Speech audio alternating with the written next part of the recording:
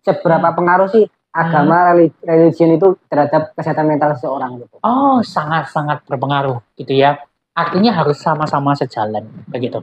Nah, di dalam psikologi itu ada yang namanya id, ego sama super ego.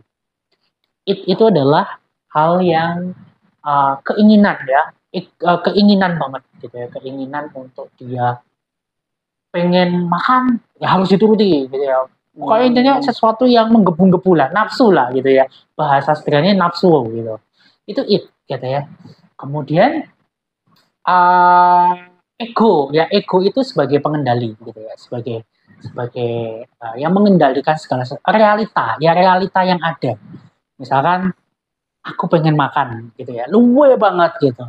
Kemudian egonya ngomong kamu nggak punya makanan gitu, kamu realitanya nggak punya makanan, tapi itnya harus dipenuhi, nafsunya harus dipenuhi, aku pengen makan.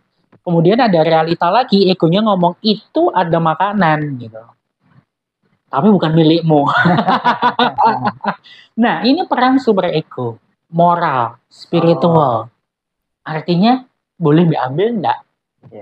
Nah, ini harus sama-sama sejalan. Nah, kenapa kok bisa kalau ini nggak seimbang, ini akan menjadi gangguan sebenarnya gitu ya.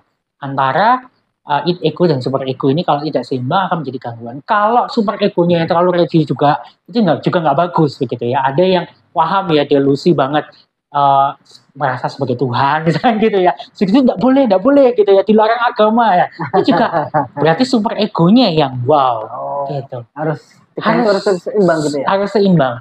Bahasa sederhananya antara pikiran, emosi sama perilaku itu seimbang. Nah, itu di apa? Nilai-nilai agama masuk gitu ya. Karena nilai-nilai agama itu kan juga nilai-nilai moral. Ya itu harus ada.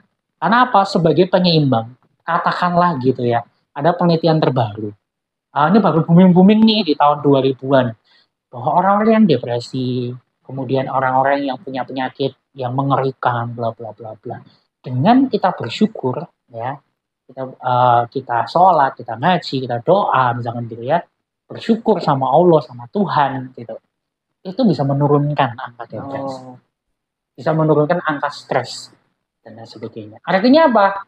Kalau ngomong apakah sejalan dengan nilai-nilai spiritual atau agama, oh sangat-sangat sejalan gitu. Jadi artinya sama-sama jalan. Jadi sehat secara spiritual dan juga sehat secara mental. Itu, dan saya yakin kalau orang yang sehat mental itu juga akan sehat secara spiritual. Itu sih. Artinya jalan dua-duanya pasti itu sejalan sih kalau buat saya ya. Maksudnya secara keilmuan juga sama-sama jalan.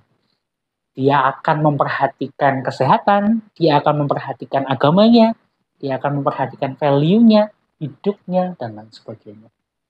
Seperti itu. Jadi kalau ngomong penting, penting. Dan ada pengaruhnya. Gitu.